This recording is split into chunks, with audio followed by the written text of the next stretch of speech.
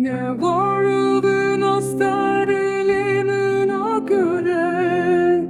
Tuğak heyva şeve bede uzeri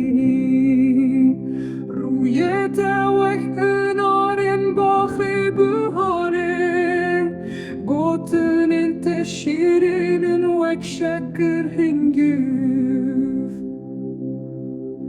Her hoştu ben saldım o istena benim Dilimin dinaline bedermanate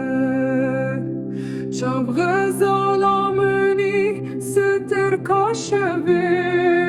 Vere çavin min beher nebditin ate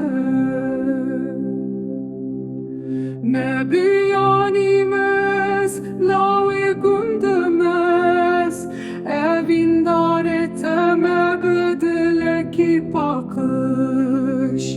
Çavimin vestyanel bendatene Brinemin kurintu dermani bez Betajiyan nabe levi velati